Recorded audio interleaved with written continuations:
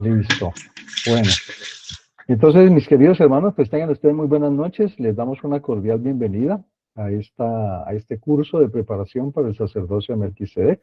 Hoy vamos a tocar dos aspectos claves que tienen que ver con la lección de las ordenanzas del sacerdocio y también tiene mucho que ver de la manera como nosotros, eh, digamos, realizamos esas ordenanzas, ¿no? Y por qué realizamos ese tipo de ordenanzas y cuáles son las ordenanzas que dentro de el marco del sacerdocio de Melquisedec, pues podemos llevar a cabo.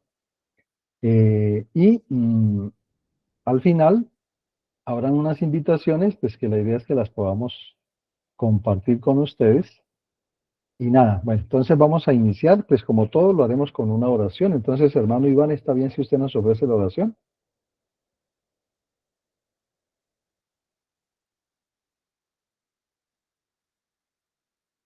¿Aló? ¿Sí me escuchan? ¿Ya? ¿Ahora sí? Sí, ¿Me escuchas? ya. Sí, ahí le escuchamos. Amado Padre Celestial, te agradecemos por toda la bondad que has tenido con nosotros durante toda esta semana. Te pedimos humildemente tener la comprensión de tu palabra. Te pedimos, Señor, que estés en nuestra presencia, que nos guíes con tu luz, que tu bondad nos toque a nosotros, a nuestras familias, a los miembros de la iglesia, que ilumines a nuestro apóstol Dailen H. Hawks, para que guíe las sendas de tu iglesia. Y todo esto lo digo en el nombre de nuestro Señor y Salvador Jesucristo. Amén. Amén. Muchas gracias, hermano Iván. Bueno, entonces, a lo que vinimos, vamos a dirigirnos entonces a la presentación. ¿Me confirman si están viendo la presentación?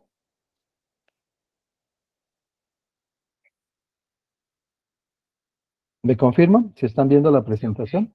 Sí, se ve. En la parte de arriba está bien. Perfecto. Sí, señor, sí se ve claramente. Ok, déjame un segundito. Listo. Muy bien. Entonces hoy vamos a repasar un poquito lo que son las ordenanzas del sacerdocio, entendiendo la ordenanza como un rito sagrado de salvación. En la sección 84 de Doctrina y Convenios, en el verso 20, básicamente se nos explica que en las ordenanzas es donde se manifiesta, ¿no?, el poder de la divinidad. Eso es muy importante que lo tengamos en cuenta. Entonces, digamos que en ese contexto, cuando hablamos del poder de la divinidad, estamos hablando de esa capacidad que tiene el Señor y que tiene el Padre Celestial de obrar en la vida de las personas, para bien de ellas. Entonces, cuando nosotros oficiamos en las ordenanzas, ahí Él está manifestándose a través de su poder. Y eso es algo que tenemos que tener muy claro, porque todas las ordenanzas tienen diferentes propósitos. Unas de pronto con mayor responsabilidad que otras, pero pues la idea del día de hoy precisamente es tratar de entender ese concepto. ¿Qué es una ordenanza? Entonces, vamos a pedirle el favor que nos la puedan leer. Empecemos haciendo la lectura. Hermano Anderson, ¿a usted le gustaría leer qué es una ordenanza? Sí, señor, las ordenanzas. ¿Cuál? ¿La quinta? Ahí ¿Qué es donde una ordenanza? definición. Definición. Actos sagrados efectuados por la autoridad del sacerdocio, que simbolizan experiencias espirituales. Exacto. Entonces, como su nombre lo dice y el hermano Anderson lo acaba de leer, las ordenanzas son actos, ¿cierto? Actos, pero que tienen un carácter sagrado. Y que estas ordenanzas, siendo estos actos sagrados, se tienen que efectuar es a través de la autoridad del sacerdocio. Y estas ordenanzas al final, digamos, son unos símbolos, ¿cierto? Y esos símbolos van a permitir generar experiencias espirituales. Entonces, en la medida que nosotros emprendemos a entender las ordenanzas como esos actos sagrados que se realizan por medio de la autoridad y que al final simbolizan experiencias espirituales, entonces va a ser más fácil poder participar de esas mismas. Las ordenanzas tienen varias características, hermanos. Una es que son ordenadas por Dios. Es decir, que ninguna persona en el mundo crea estas ordenanzas, sino que estas ordenanzas son directamente reveladas por parte de Dios al hombre para su beneficio. El segundo aspecto es que para poderlo llevar a cabo requieren la autoridad del sacerdocio. Es decir, no cualquier persona puede realizar estas ordenanzas, sino aquel que ha sido llamado debidamente bajo esa autoridad del sacerdocio. Un aspecto clave e importante es que las ordenanzas nos dan poder espiritual. Como ya lo hemos dicho, como se efectúan por la autoridad del sacerdocio, ¿cierto? Y que simbolizan esas experiencias espirituales. Entonces, y como lo dijimos en la anterior diapositiva, en las ordenanzas se manifiesta el poder de Dios. Por lo tanto, cuando oficiamos una ordenanza, estamos recibiendo ese poder espiritual del Padre Celestial que viene a través del Espíritu Santo. Y otro aspecto clave, queridos hermanos, es que las ordenanzas son reconocidas por el Padre Celestial. Digamos que Él nos las dio con el propósito de nosotros ir abriendo, digamos, como esas puertas que nos van llevando y nos van acercando cada vez más a su presencia. Y por lo tanto las ordenanzas nos ayudan a cambiar y nos ayudan también a mejorar. Y recuerden esto, queridos hermanos, las ordenanzas son válidas cuando se efectúan con la debida autoridad. Una persona puede hacer una ordenanza, pero si no lo hace bajo la debida autoridad, pues ante los ojos de Dios prácticamente no es válida, es decir, no la reconoce. Ahora bien, hay ordenanzas que son necesarias para la exaltación. Habíamos dicho que la exaltación es el máximo grado de gloria que el hombre puede llegar a alcanzar, es decir, llegar incluso a tener la clase de vida que Dios tiene. En Doctrina y Convenios vamos a leer esa escritura, ¿está bien? En la sección 84, versículos del 20 al 22. Vamos a leerlo completo para que lo podamos entender un poquito más en ese contexto. ¿Listo? Entonces, vamos a mirar. Voy a tratar de ingresar acá a las escrituras. Permítanme un segundo. Si ustedes las tienen allá, pues las pueden también mirar. Y si no, pues entonces ya las miramos nosotros acá. Entonces, Doctrina y Convenios, sección 84, versículos a partir del 20 al 22. Entonces dice así: así que en sus ordenanzas se manifiesta el poder de la divinidad, y sin sus ordenanzas y la autoridad del sacerdocio, el poder de la divinidad no se manifiesta a los hombres en la carne. Porque sin esto, ningún hombre puede ver la faz de Dios, sí, el Padre, y vivir. Entonces, ¿esto qué nos está enseñando, queridos hermanos? Que, como lo habíamos dicho al comienzo, sin esas ordenanzas, ningún hombre puede ver el rostro de Dios. Y en estas ordenanzas se está manifestando ese poder de la divinidad. Entonces, eso es claro. Y algunas de esas ordenanzas que tenemos y que se hacen en la iglesia son, por ejemplo, el bautismo, que es una de las ordenanzas que ustedes recibieron cuando se convirtieron en miembros de la iglesia. Después de eso recibieron otra ordenanza, ¿cierto? Que fue cuando se les confirió el don del Espíritu Santo, es decir, un hermano poseedor del sacerdocio de Melquisedec puso las manos sobre su cabeza y les confirmó como miembro y les otorgó el don del Espíritu Santo. Otra ordenanza es cuando a ustedes se los ordena al sacerdocio, ¿cierto? Como en este caso, un hermano se los ordenó a ustedes al sacerdocio arónico, al oficio de presbítero. Entonces ustedes, digamos, tuvieron ese privilegio de que una persona les confiriera ese sacerdocio y les ordenara en ese oficio en el cual ustedes están en este momentico oficiando en las ordenanzas de la Santa Cena, por ejemplo, que en este caso es el sacerdocio arónico en el oficio de presbítero. Y hay otras ordenanzas, como por ejemplo la investidura en el templo, que esa tiene una mayor responsabilidad y esa se hace exclusivamente en esos lugares llamados templos.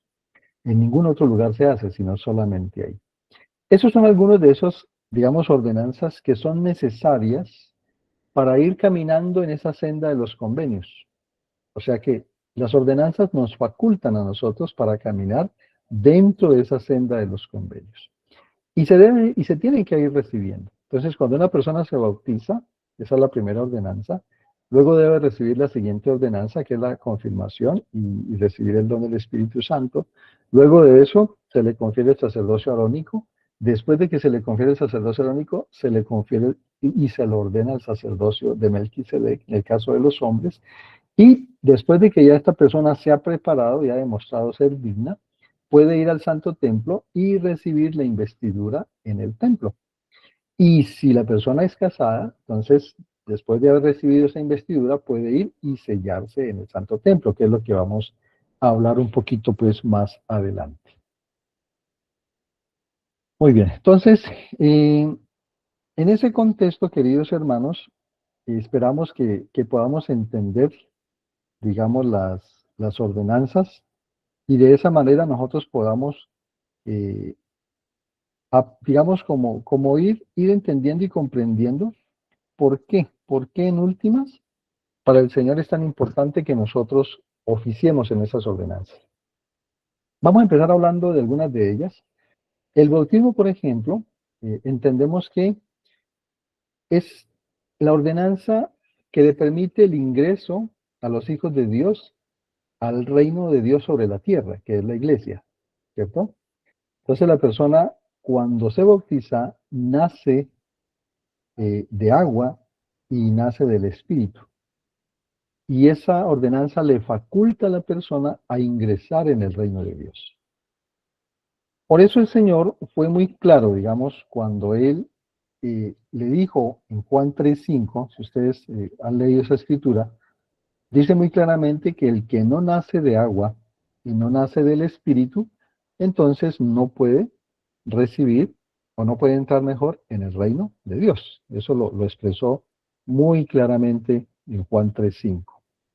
Ahora, el bautismo entonces, ¿qué representa? Dice que el bautismo en cierta manera es un símbolo, ¿no? Por eso hablábamos de simbología. Es un símbolo de que cuando a nosotros se nos bautiza, se nos lavan prácticamente esos pecados. Pero eso obviamente que está condicionado a un verdadero arrepentimiento, ¿no? Quiere decir que yo tengo que mostrar unos frutos dignos de arrepentimiento para poder recibir la ordenanza del bautismo. Es un símbolo de la muerte y de la resurrección. Entonces, cuando nosotros nos sumergen en el agua, hagan de cuenta que es como si estuviéramos muriendo físicamente, ¿cierto? O sea, enterramos nuestro pasado ahí, queda sepultado. Y cuando salimos del agua, es como si estuviéramos, es un símbolo de la resurrección, es decir, que salimos y comenzamos una nueva vida ya como discípulos de Jesucristo. Y la ordenanza trae aparejada un convenio. Y ese convenio es un convenio que hacemos con Dios y que prometemos, ¿cierto? Nosotros ya como hijos de Dios a seguirlo a Él, a serle fiel en todas las cosas. Tres cosas prometemos nosotros cuando nos bautizamos. Entonces, una es tomar el nombre de Cristo. Dos, recordarle siempre. Y tres, guardar sus mandamientos. Y esa sagrada ordenanza se hace gracias a poseer pues el sacerdocio.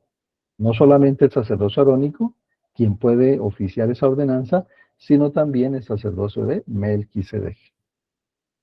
Ahora bien, esta ordenanza, que se llama conferir el don del Espíritu Santo, es muy importante. Digamos que esa es como la que le da firmeza al bautismo. Sin esta ordenanza, el bautismo en agua prácticamente no significa mucho.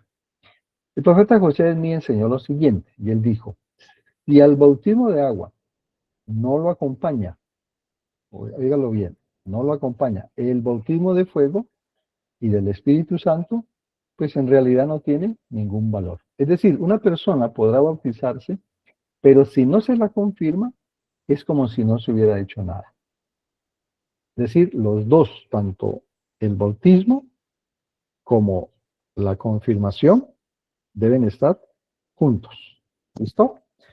Ahora, ¿por qué es importante esta ordenanza del don del Espíritu Santo? Porque es que La ordenanza del don del Espíritu Santo nos permite tener a nosotros la compañía constante del Espíritu Santo en nuestra vida.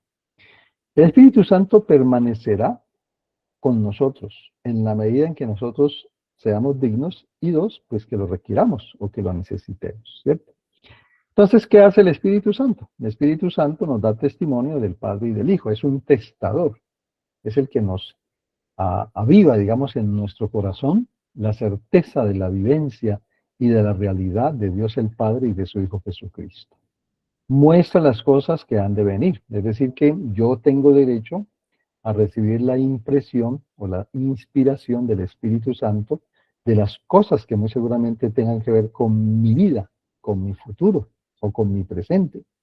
Y Él va a orientarme frente a esas cosas. El Espíritu Santo también me ayuda a recordar, ¿no?, las cosas que son necesarias, no solamente en mi vida secular, sino también en mi vida espiritual.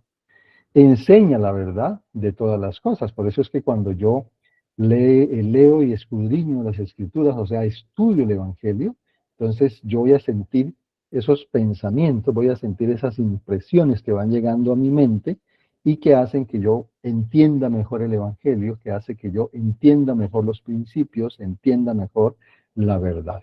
Y algo también interesante del Espíritu Santo es que nos fortalece. ¿Para qué? Para que nosotros podamos guardar los mandamientos. Entonces, miren ustedes todas las ventajas, ¿cierto?, que se dan por el hecho de conferirle a una persona el don del Espíritu Santo. Y esa es una ordenanza que solamente pueden hacer los poseedores del sacerdocio de Melquisedec. Un poseedor del sacerdocio arónico no está facultado y tampoco se le dan las llaves para que oficie en esta ordenanza. Esta ordenanza solo le corresponde a los hermanos que han sido ordenados al oficio de elder dentro del sacerdocio de Melquisedec. Ahora bien, hay unas ordenanzas en el templo que ya había comentado en parte. Una es la investidura, ¿cierto? Y como dijo el presidente Brigham Young, ¿qué es la investidura o cómo se define? Es recibir todas las ordenanzas necesarias. ¿Para qué? Para permitirles volver a la presencia del Padre. Entonces, la investidura es eso. Entonces, es que recibamos todas las ordenanzas que son necesarias para que nosotros nos preparemos para volver a vivir nuevamente con el Padre Celestial. Y la ordenanza la recibe todo poseedor del sacerdocio mayor de 18 años. ¿Listo? Importante ese dato. Y una vez que la persona está preparada y que demuestra en su vida personal que es digna, ¿cierto? O sea, que su vida vive en rectitud, y puede entonces recibir esta ordenanza, lo hace únicamente en el templo. Y es ahí, en ese lugar. No lo pueden hacer en una capilla, no lo pueden hacer en un lugar distinto, diferente al templo. Entonces, cuando ustedes tengan ese privilegio de ya haber sido ordenados al sacerdocio de Melquisedec y quieran recibir su investidura en el templo, entonces cumplen los requisitos que se tienen que cumplir para ser merecedor de esa ordenanza, van al templo y ahí van a recibir esa ordenanza, que es un curso prácticamente de aprendizaje, es un curso de entendimiento de los convenios y de las verdades y mandamientos, digamos, que nosotros recibimos de parte de Dios para mejorar nuestra vida. Entonces, eso es la ordenanza. Ahora bien, el sellamiento es otra ordenanza supremamente importante que solamente se realiza en el Santo Templo. Entonces, como lo dice en la sección 131, versos del 1 al 4, cuando se habla de sellamiento, se habla del nuevo y sempiterno convenio del matrimonio. Y ese nuevo y sempiterno convenio del matrimonio es esencial para alcanzar la exaltación. Y me gustaría que hoy leyéramos precisamente la sección 131 para que la miremos un momento, porque esa sección es clave, digamos, para nosotros poder entender un poquito de cuáles son las promesas, digamos, que se nos dan a nosotros cuando participamos de esta sagrada ordenanza. Entonces vamos a mirar en la sección 131 los versículos del 1 al 4. Pues permítanme, yo Listo. Si ustedes lo tienen, pues pueden acompañarme y si no, pues vamos a ver si lo podemos mostrar acá. Déjame un segundito.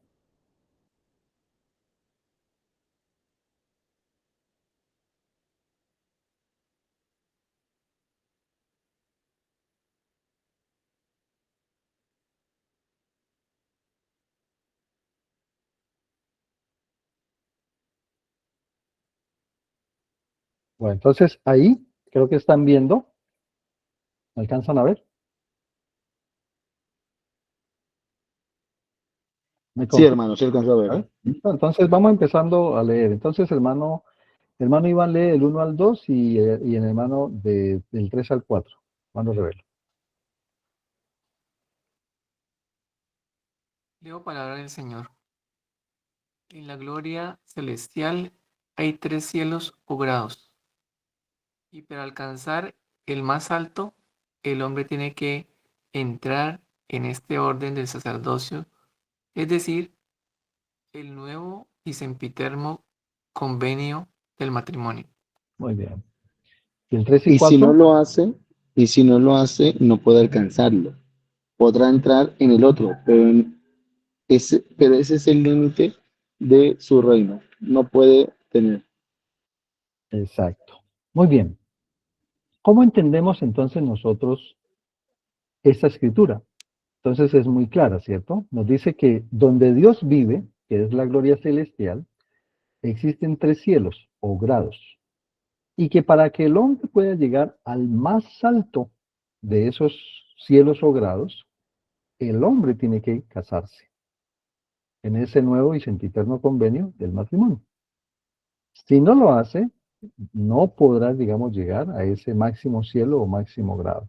Podrá entrar en el segundo o en el tercero, digamos, ¿cómo decirlo? Pues, bueno, perdón, podrá entrar en el primero o en el segundo, pero no podrá entrar en ese tercer cielo, ¿cierto? Porque ahí solamente llegan los que hacen esa ordenanza de entrar en ese nuevo y sempiterno convenio del matrimonio. Entonces, ¿qué quiere decir esto, queridos hermanos? Que cuando una persona logra la exaltación, que sería el máximo de esos 3 grados de gloria, tiene el privilegio de tener aumento. ¿Y qué es eso de tener aumento? Pues, como habíamos dicho al comienzo, ¿no? Que cuando logramos la exaltación es llegar a tener la clase de vida que Dios tiene. Entonces, eso significaría que nosotros podríamos tener generaciones y ahí en adelante, o sea, hijos espirituales que van a vivir la misma experiencia que vivimos nosotros, que es lo mismo que ha vivido el Padre Celestial. Pero para eso, para poderlo lograr, digamos, definitivamente necesitamos ser sellados en el santo templo. Entonces, las ordenanzas del templo, queridos hermanos, al final, ¿qué es lo que hacen? Lo que hacen es sellar a las familias por la eternidad. No sé si hasta ahí está claro el concepto. Si hay alguna pregunta, pues escuchamos.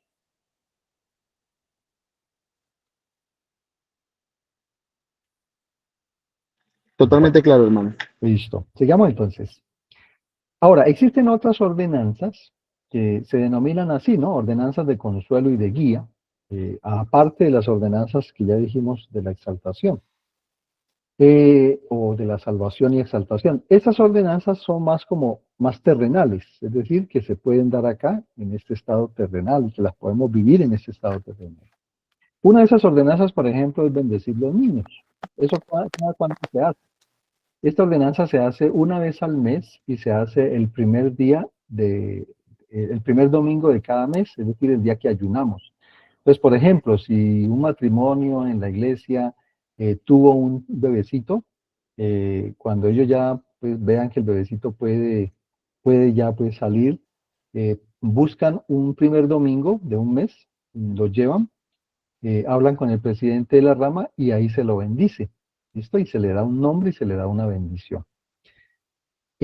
Otra ordenanza, por ejemplo, es consagrar el aceite que ustedes tienen pues el aceite que se llama aceite de oliva, perdón, que es el aceite que tienen los poseedores del sacerdocio mayor cuando dan bendiciones de salud. No sé si a ustedes ya les han dado alguna vez bendición de salud.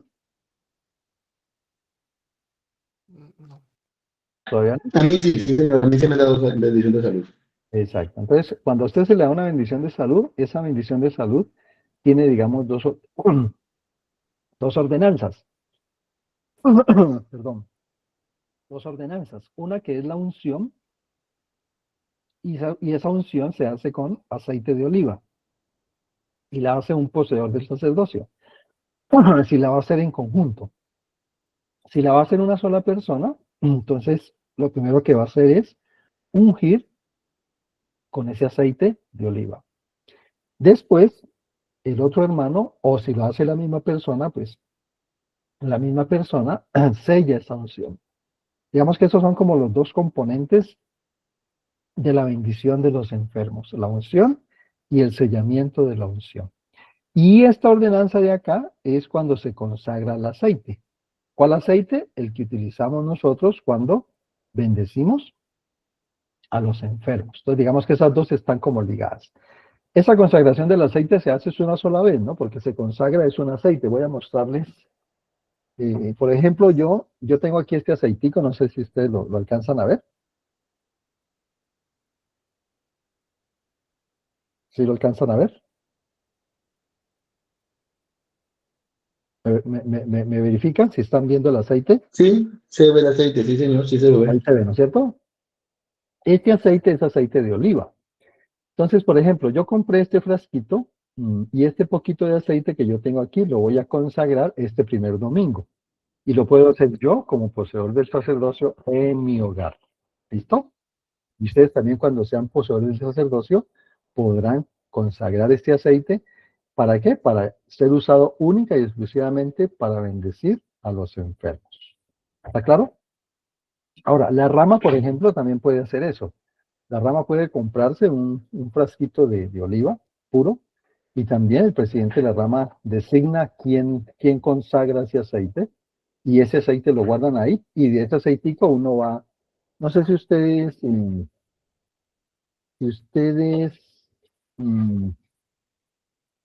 cuando ya tengan ese aceitico, digamos, cuando ese aceite ya esté consagrado mejor, entonces nosotros utilizamos no sé si me alcanzan a ver ahí, voy a tratar de mostrar esto, unas aceiteras. ¿Para qué son las aceiteras? Las aceiteras son precisamente una vez cuando ya el aceite esté consagrado, entonces nosotros lo que hacemos es utilizar estas aceiteritas. Este es un ejemplo, ¿no? Un ejemplo de una aceiterita. Y ese aceite que ya está previamente consagrado, entonces nosotros simplemente llegamos y lo vertimos en esta aceiterita y esa aceiterita la llevamos, la portamos nosotros. Y cuando nos piden una bendición, entonces de aquí es donde nosotros simplemente abrimos la aceiterita, ¿cierto? Derramamos, derramamos un poquito de este aceite en la cabeza de la persona y lo ungimos. Y entonces llevamos a cabo la ordenanza. Bueno, eso es entonces en cuanto a consagrar el aceite y en cuanto a dar la bendición. Ay, este cosito tenía aceite, por ejemplo. No, me ensucié porque tenía aceite. ¿Listo? No caí en cuenta, que ya tenía aceite consagrado. Bueno, pero era pues como para mostrarles cómo se hace. Entonces, cuando ustedes sean poseedores del sacerdocio, ¿la idea cuál es? La idea es que ustedes también porten una aceiterita de estas. Esas las consiguen en el centro de distribución. Hay diferentes colores, hay unas que son metálicas, hay otras que son de plástico. Eso ya es al gusto de cada persona. ¿Listo? Lo importante es que la persona la porte y cuando la necesite, pues ahí la tiene a la mano para poder dar las bendiciones. Otras ordenanzas son, por ejemplo, las bendiciones paternales, que son las bendiciones que yo como padre puedo darle a mis hijos, a mi esposa, a cualquiera de mis hijos que lo necesite, sea por una bendición de consuelo, sea porque necesitan tomar una decisión, por ejemplo, cuando van a entrar a la universidad, cuando van a prestarle servicio militar, cuando se van para una misión regular, cuando se van a casar incluso. Pues yo como padre doy a través de esa ordenanza esa bendición paterna. Otras ordenanzas son las bendiciones patriarcales. Esas bendiciones patriarcales son exclusivamente de los patriarcas, que son hermanos que poseen el sacerdocio de Melquisedec y que han sido ordenados a ese oficio de patriarca. Lastimosamente, los patriarcas solo existen en las estacas. Entonces nosotros acá en Popayán, como todavía somos un distrito, pues no tenemos patriarca. Nosotros nos toca viajar a Cali para poder que haya un patriarca nos dé esa bendición. En esa bendición patriarcal, ¿qué es eso? Entonces, la bendición patriarcal es una guía que nos permite, digamos, conocer la voluntad del Padre Celestial con respecto a mi vida, ¿sí? En todos los aspectos, tanto los aspectos temporales como los aspectos espirituales. Me dice a mí de qué linaje dentro de la casa de Israel yo pertenezco, de las 12 tribus, ustedes recordarán, las 12 tribus de Israel, que fueron los hijos de Jacob, ¿cierto? Entonces, nosotros, todos nosotros los que somos miembros de esta iglesia, hemos sido adoptados a la casa de Israel y pertenecemos a cualquiera de esas tribus. Entonces, en la bendición patriarcal se nos dice a nosotros cuál es el linaje al cual pertenecemos dentro de la casa de Israel. En mi caso particular, por ejemplo, yo les comparto, en mi bendición patriarcal que me la dieron en el año 1988, en el mes de septiembre, me la dio un hermanito de apellido Laya, y cuando se me confirió a mí esa bendición patriarcal, se me dijo que yo pertenecía a la tribu de Efraín. Efraín fue uno de los hijos de José, por ejemplo, ¿cierto? Y José fue hijo de Jacob, que hizo parte, digamos, de las 12 tribus de Israel. Y cuando ustedes reciban su bendición patriarcal, entonces también se les va a decir de qué tribu vienen ustedes o de qué tribu hacen parte dentro de la casa de Israel. Otra ordenanza que hacemos solamente cuando una persona fallece, una persona miembro de la iglesia fallece, es la dedicación de sepulturas. Esa ordenanza necesita llaves, es decir, que es el presidente de la rama quien designa, ¿cierto? ¿Quién puede dar o ofrecer esa ordenanza después de que ya se ha sepultado a esa persona que ha fallecido? Entonces, la persona cuando le piden eso, los familiares, o si en el caso mío, digamos que sea mi mamá que fallezca, ¿cierto? Y yo pues tengo todo el derecho de hacerlo. Yo hablo con mi presidente de rama y le digo, presidente, yo me gustaría dedicar esa sepultura de mi mamá o de algún familiar pues mío, qué sé yo, que sea miembro de la iglesia. Entonces ya el presidente me designa a mí pues y me da me delega, digamos, esa responsabilidad. ¿Y ahí qué hacemos en esa dedicación de la sepultura? Lo que hacemos es consagrar ese sitio donde la persona es sepultada como un lugar de reposo hasta el día de la resurrección. Ahora bien, esas son algunas de las ordenanzas, ¿no? Aquí no estamos viéndolas todas, simplemente les estoy mostrando algunas de esas ordenanzas que se pueden hacer cuando ya una persona recibe el sacerdocio de Melquisedec. Ahora bien, ¿cómo llevamos a cabo o cómo se realizan o cómo se efectúan esas ordenanzas del sacerdocio? Entonces, hay unos, digamos, como pasos que se tienen que tener en cuenta y que toda ordenanza incluye. Entonces, lo primero es, en el caso, digamos, que fuéramos a conferirle el don del Espíritu Santo a una persona, vamos a poner ese ejemplo. Entonces, lo primero es llamar a esa persona por su nombre, ¿cierto? En este caso, en esa ordenanza se aplica, ¿listo? O si le fuéramos a conferir el sacerdocio, ya sea de Aarón o el sacerdocio de Melquisedec, también le la llamamos por su nombre. El segundo paso es que cuando uno va a efectuar esa ordenanza, debe declarar la autoridad del sacerdocio. Entonces uno dice, por ejemplo, bajo la autoridad del sacerdocio de Melquisedec, que poseo, en el caso mío, yo aparte de poseer el sacerdocio de Melquisedec, también yo he sido ordenado como sumo sacerdote, que ese también es otro, digamos, dentro de los oficios, dentro del sacerdocio, que se llama el sumo sacerdocio, pues esas las personas a quienes se los ordena como sumos sacerdotes, que también pues hacen parte del sacerdocio, podemos decir, ¿no? Bajo la autoridad que se me ha dado como sumo sacerdote, entonces hago tal o cual ordenanza. Luego se efectúa la ordenanza según el procedimiento que diga la ordenanza. Ahorita vamos a mirar un ejemplo, ¿cierto? Y por último, después de que ya hayamos hecho el procedimiento tal cual como es, decimos en el nombre de Jesucristo. ¿Qué es importante como requisito fundamental cuando se efectúan las ordenanzas? Pues la dignidad personal. Eso es clave, queridos hermanos. Es decir, que tanto quien da quien da la ordenanza como quien recibe la ordenanza, pues sean dignos, ¿cierto? ¿Para qué? Repito, ¿no? Como decíamos ahora, para que el poder de Dios se manifieste en esas ordenanzas. Y recuerden ustedes lo que habíamos dicho ya anteriormente, que el poder de Dios está ligado al Espíritu Santo y que el Espíritu Santo solamente puede morar en templos puros, ¿cierto? Él no mora en templos impuros. Por eso se necesita la dignidad, pues, personal, tanto de quien la ofrece como de quien la recibe. Entonces, vamos a ver un ejemplo. Voy a mostrarles acá. Voy a aumentar un poquito aquí el zoom. ¿Ahí alcanzan a mirar? ¿Me confirman? No sale. Ahí. Se ve muy bajito, pero sí se ve. Sí, Sí señor. se ve, ¿no? Bueno, voy a aumentarle un poquito más. ¿Ahí? ¿Mejoró? Sí, señor, perfecto. Bueno, entonces, digamos que fuéramos a conferirle el don del Espíritu Santo a una persona que acaba de bautizarse. Entonces, yo como poseedor del sacerdocio, yo lo voy a hacer, por ejemplo. Entonces dice, lo primero dice que solamente un poseedor del sacerdocio Melquisedec puede confirmar a un nuevo miembro y conferirle el don del Espíritu Santo. Entonces, ¿qué debía hacer? Paso número 1. Entonces, vamos leyéndolo. ¿Qué dice el paso número 1? Hermano Iván, No me sale la imagen ¿todavía no te sale? no me aparece Yo lo la tengo. imagen. Entonces, hermano, revelo, hagámoslo, leámoslo.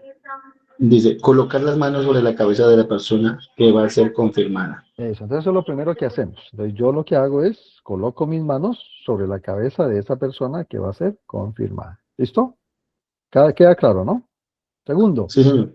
sigamos, hermano. Segundo. Llamar a la persona por su nombre completo. Entonces digamos que la persona se llame Luis Carlos Hermosa Camacho.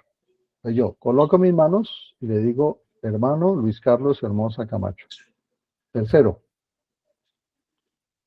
Declarar la autoridad, el sacerdocio de Melquisedec, en virtud de la cual se efectúa la ordenanza. entonces yo le digo, bajo la autoridad del santo sacerdocio de Melquisedec que poseo. Ujú. Cuarto, Confirmar a la persona miembro de la Iglesia de Jesucristo de los Santos de los Últimos Días. exacto. Entonces, bueno, yo ya tengo las manos aquí, entonces yo lo que le digo es, te confirmo como miembro de la Iglesia de Jesucristo de los Santos de los Últimos Días. Quinto, Conferir el Espíritu Santo diciendo algo así, recibe el Espíritu Santo. exacto. Entonces ya le hemos dicho, entonces te confirmo como miembro de la Iglesia de Jesucristo de los Santos de los Últimos Días y te digo, recibe el Espíritu Santo. ¿Esto? Sí, señor. Agregar las palabras de bendición que el Espíritu dice. Entonces ya en esa parte, pues es ya la inspiración que yo recibo en ese momento de parte del Espíritu para esa persona a quien se le está confiriendo el don del Espíritu Santo. Y finalizamos. Concluir con el nombre de Jesucristo. Exacto. Entonces ya finalizamos y yo digo entonces todas estas cosas que se han dicho, qué sé yo, en el nombre de Jesucristo. Amén. Listo. Entonces ya queda realizada esa ordenanza. ¿Listo? ¿Claro hasta ahí, hermanos?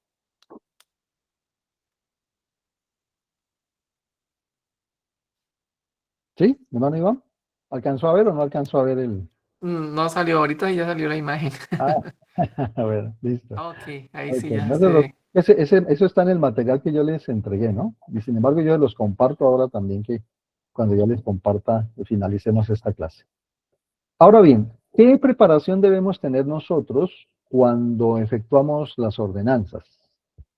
Entonces, antes de una ordenanza, pues uno tiene que orar para recibir la guía del Espíritu Santo, ¿cierto? Ya lo hemos dicho, necesitamos recibir revelación, inspiración para saber lo que el Señor desea para esa persona a quien nosotros vamos pues a hacer esa ordenanza.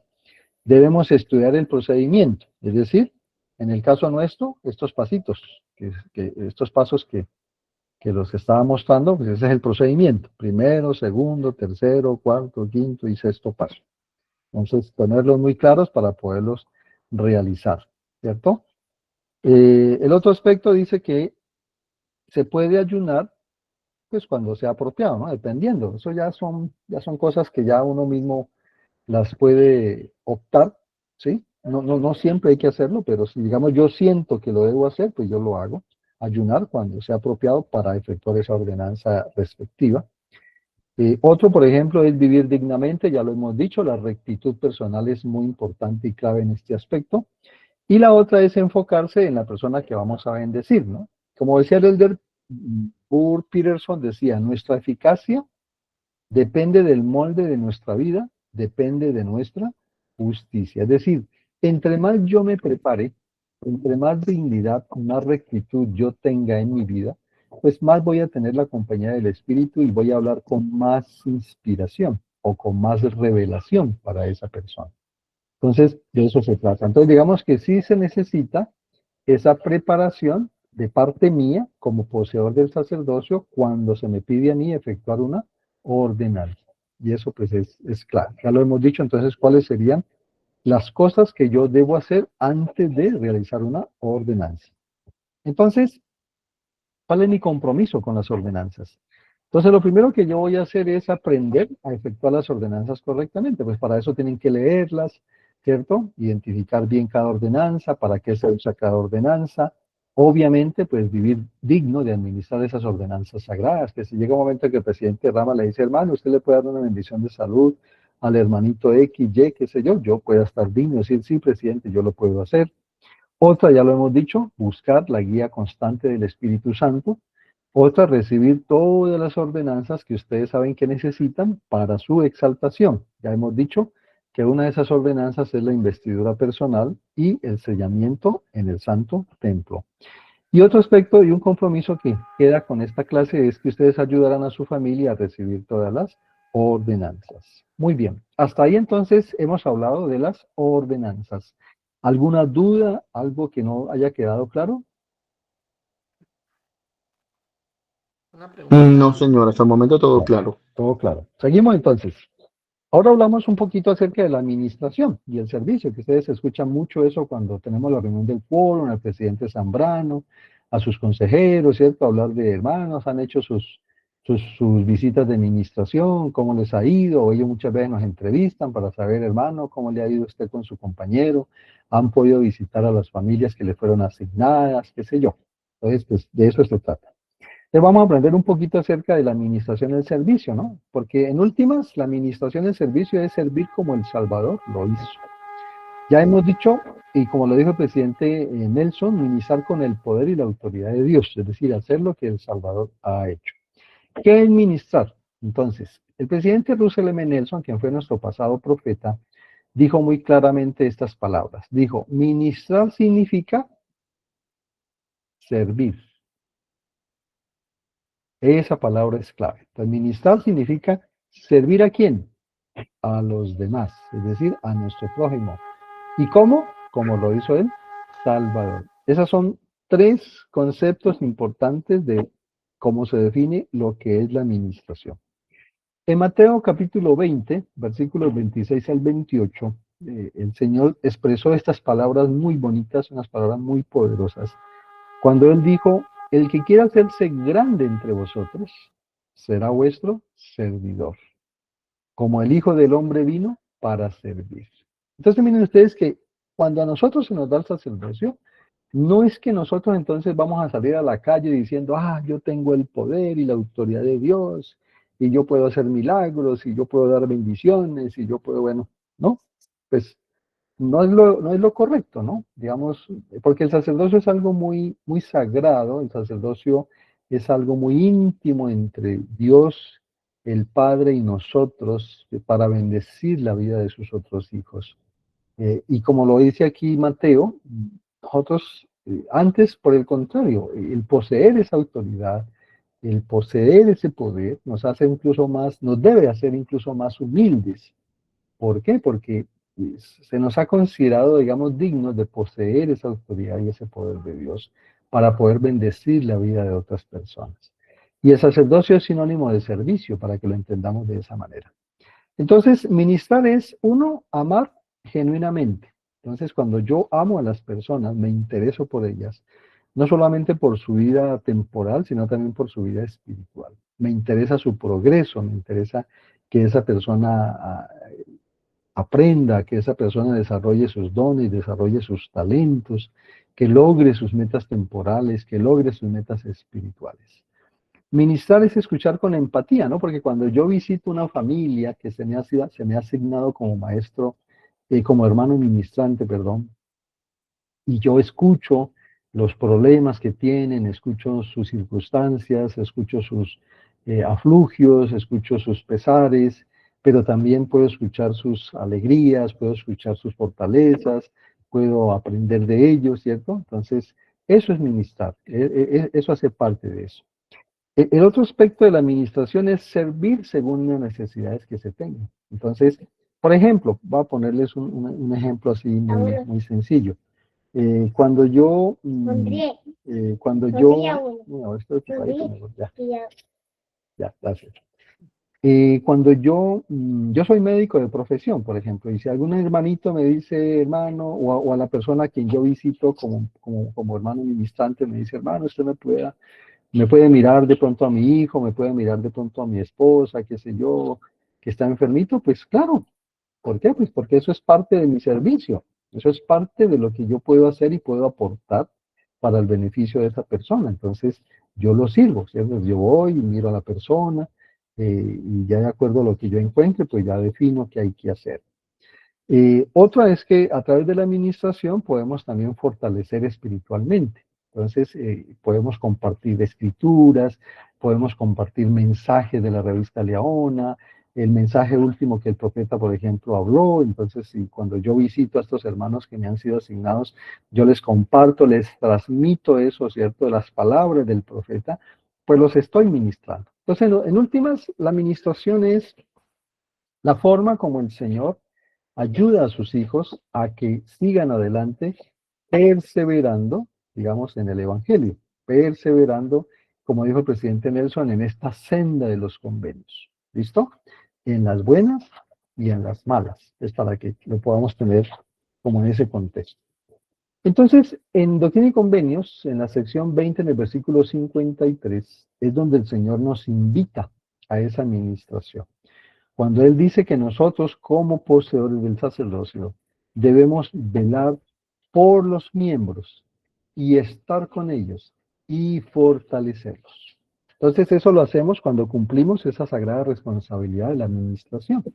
Entonces, la administración es que a mí se me asignan unas familias, 2, 3, qué sé yo, lo que el presidente Quórum pues, y el presidente Rama hayan definido, y se las asignan a mí con un compañero, ¿cierto? Entonces, los dos, yo con mi compañero, nuestra responsabilidad es velar por esas personas que se nos han confiado.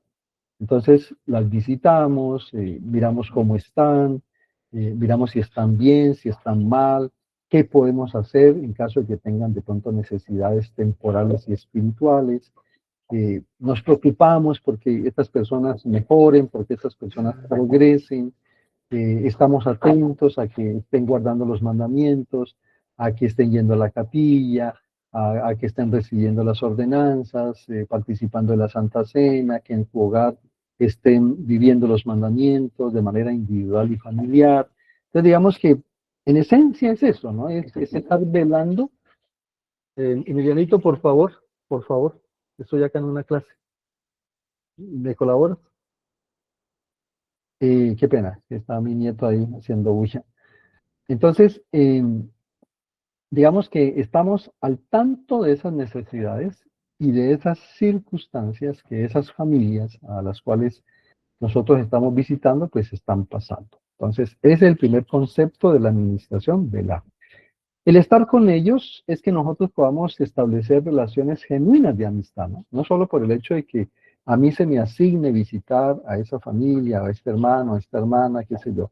Yo simplemente lo hago como por cumplir el deber, no. Se trata es de desarrollar con esas personas una verdadera amistad, ¿no? Que si me necesitan yo puedo decir, ahí estoy.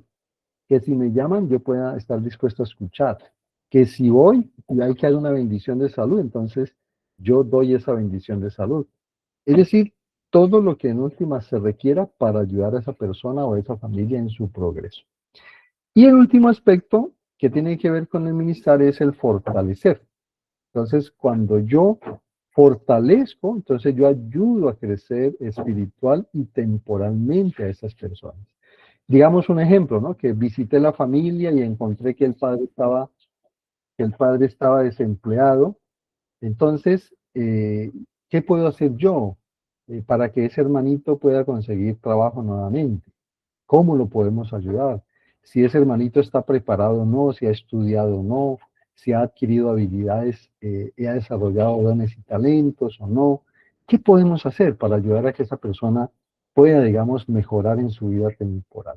La iglesia tiene muchos recursos, ¿cierto? Donde podemos ayudar. Entonces, yo si identifico una necesidad de esa persona, entonces yo hablo con el presidente del quórum, hablo con el presidente de la rama, hablo con la presidenta de la sociedad de socorro, y entonces trato, digamos, de ver de qué manera podemos ayudarle a esa persona, a esa familia, a suplir esa necesidad.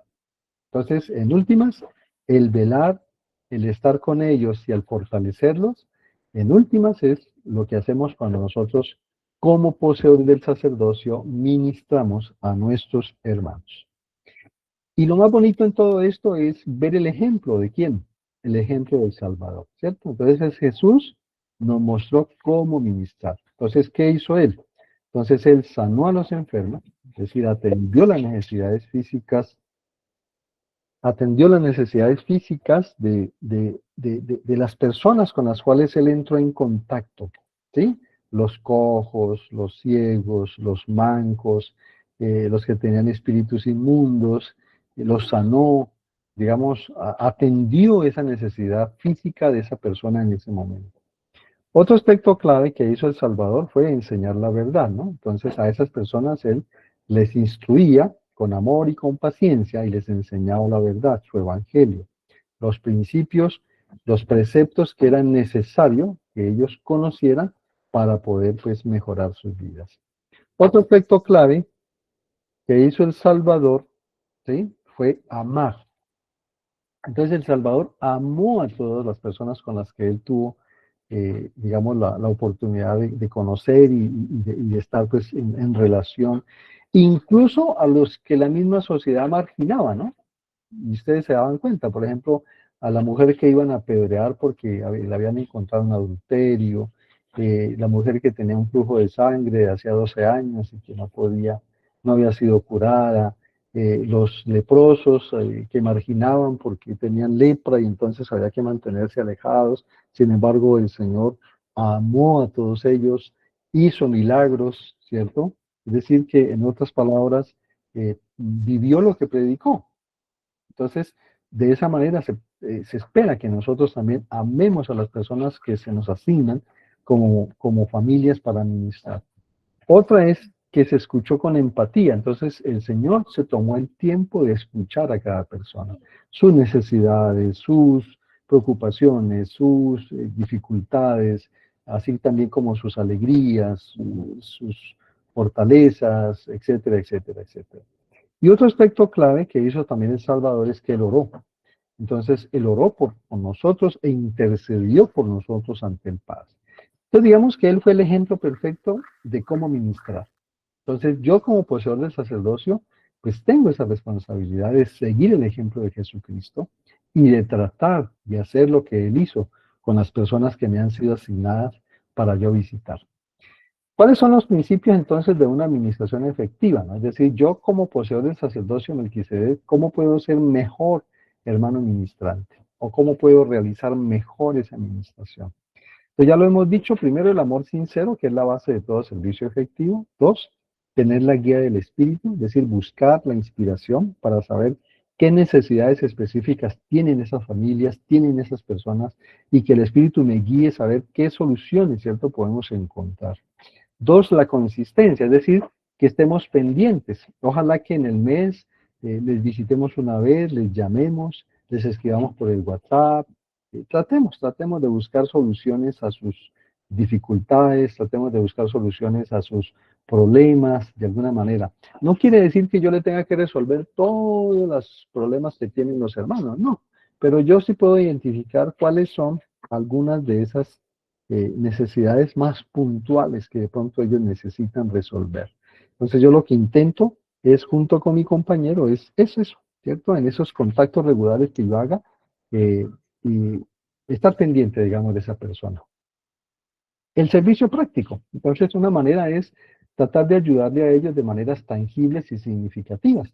Por colocarles un ejemplo, una vez llegamos, visitamos un hermanito que tenía una discapacidad bien severa, y este hermanito necesitaba un certificado de discapacidad para que pudiera acceder, digamos, a unos subsidios que tiene el gobierno para la discapacidad. Pues le ayudábamos con otros hermanos que colaboraron, ¿cierto?, a que se le pudiera conseguir el certificado de discapacidad, por colocar pues algún ejemplo. La confidencialidad, ¿qué quiere decir? Pues que los problemas de esos hermanitos, las necesidades que ellos tienen, pues no es que las vamos a ventilar a flor abierta a todas las personas, no. Esas son cosas que deben quedar entre nosotros, mi compañero y los líderes, ¿cierto? Pues porque podemos encontrar situaciones bien complejas en esos hogares, pero esas cosas no se van a ventilar a todo el mundo, sino que queda entre la familia, entre el hermano ministrante y el líder a quien de pronto se le comunica esa situación. Muy bien. Ya para finalizar, queridos hermanos, entonces hablaremos un poquito acerca del quórum del sacerdocio. El quórum del sacerdocio es un grupo de hermanos, como ustedes lo han notado, que nos reunimos, ¿cierto? Una vez cada 15 días, como quórum del sacerdocio. Ahí tenemos un propósito. ¿Por qué reunirnos? Entonces, uno de esos propósitos tiene que ver con aprender los deberes del sacerdocio. Entonces, ahí se nos dan unas clases, se nos enseñan los principios, los preceptos, todos los hermanos hablan y asimismo nos edificamos mutuamente, servimos juntos porque podemos hacer proyectos de servicio de cualquier índole, ¿cierto? Que necesite la comunidad, que necesiten miembros específicos o incluso no miembros que necesiten alguna ayuda, pintar una casa, y ir y ayudar, por ejemplo, a construir una casa también, es decir, dependiendo de las necesidades que los líderes identifiquen, nosotros podemos también participar. También el quórum nos permite fortalecer nuestros testimonios, ¿no? Porque se viven experiencias, se comparten momentos espirituales, entonces entre todos, perdón, entre todos nos fortalecemos, ¿listo? Y nos ayudamos a hermanar. Como dice la sesión 107 de Doctrina y Convenios, versículos 99 y 100, dice, aprenda todo varón que su deber. ¿Para qué? Para que se edifique juntamente. Entonces, cuando yo conozco qué es lo que yo tengo que hacer y me esfuerzo por hacerlo, bueno, entonces yo estoy edificando. No solamente me edifico yo, sino que también ayudo a edificar a otras personas. Entonces, ciertos principios que son importantes dentro de ese quórum en el sacerdocio son la rectitud. Entonces, nosotros tenemos que vivir dignamente. ¿Para qué? Para que se fortalezca el quórum. Tenemos que tener en cuenta que cuando hay alguien que necesite ayuda, pues ahí estamos los hermanos del quórum para apoyar a esa persona. Es decir, si hay una necesidad sentida, pues cómo podemos nosotros ayudar para ayudar a solucionar o a mediar de alguna forma esa necesidad. La unidad, ¿por qué? Porque trabajamos juntos en armonía como quórum. La idea es que ayudemos, fortalezcamos y sirvamos. Y por último, que como quórum creemos una amistad, que creamos esos lazos de una hermandad verdadera, donde yo me preocupe por mi hermano, donde yo me interese por el bienestar y por el progreso de esa persona. Entonces, como dijo el presidente J. Rubén Clark, quien fue un consejero en una presidencia de la iglesia, dijo, un quórum es tan fuerte como el amor que sus miembros sienten entre sí. Y obviamente, cuando hay situaciones complejas, servicio en tiempos de crisis, entonces el quórum debe responder. Entonces, ¿cuándo? Cuando hay una enfermedad, entonces resulta que hay un hermano que se enfermó, no pudo volver a trabajar. Bueno, ¿de qué manera como quórum podemos ir y apoyar a esa persona? O se accidentó, qué sé yo. Cuando hay la muerte de un ser querido, entonces, ¿qué podemos hacer como quórum? Pues para ayudar en esa situación. Cuando se pierde un empleo, digamos que el padre de familia quedó sin empleo, bueno, ¿qué podemos hacer como quórum para ayudar a ese hermano? que hay necesidades del hogar, no solamente temporales, sino también espirituales. Entonces, ¿qué podemos hacer nosotros para suplir esas necesidades? Que muchas veces en las familias pueden haber luchas espirituales. ¿Qué quiere decir eso? Que pueden haber situaciones complejas con los hijos, que pueden haber situaciones complejas en el matrimonio. Entonces, ¿cómo podemos nosotros ayudar también ahí, en ese hogar, a que se pueda mejorar? Pueden haber problemas familiares, ¿cierto? De muchas situaciones económicas, espirituales, temporales, qué sé yo. Entonces, todo eso hace que nosotros como quórum estemos prestos y dispuestos a servir en lo que se nos requiera, en lo que el presidente quórum nos dice que tenemos que hacer, que podemos apoyar, entonces debemos estar prestos. En otras palabras, nadie debe estar solo, ¿no? O sea, ningún hermano dentro del quórum debe sentirse como por allá, el hermanito pues perdido y que se sienta por allá en el rinconcito y que no hace parte, no. La idea es que todos nosotros nos sintamos parte de ese quórum, nos sintamos parte de esa hermandad de poseedores del sacerdocio y que nos ayudemos mutuamente. Entonces el quórum siempre se preocupa por cada miembro. En esencia, digamos, eso es lo que se nos enseña. Entonces, ¿cuáles son Vale. algunas formas prácticas de ministrar? Entonces, podemos ministrar, por ejemplo, a través de llamadas telefónicas. Es una llamada que le hacemos al hermano, así sea para saludarlo, o mandarle un mensajito, o compartir un mensaje espiritual a través de los mensajes de texto, ¿cierto? Una ayuda práctica, digamos, que el hermano necesite en un momento determinado una ayuda de parte mía. Entonces, ¿yo cómo puedo hacer para ayudarle? Que si en algún momento necesita orar o quien le acompañe a orar, podemos hacer una oración juntos.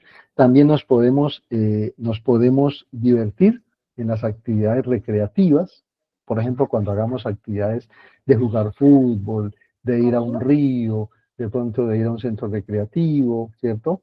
Las visitas en el hogar también, cuando visitamos, entonces estamos ministrando, llevar comida, porque de pronto esa familia está pasando por alguna necesidad temporal y podemos ayudar ya sea apoyando con comida, etcétera, escuchando sus necesidades, su problemática, todo lo que la persona enfrenta. Podemos estudiar las escrituras con esas personas, ¿cierto? Y recibir responsabilidades que nos ayuden también y que el presidente de quórum diga que de pronto le colaboremos o le ayudemos en algún momento determinado con algo específico, pues listo.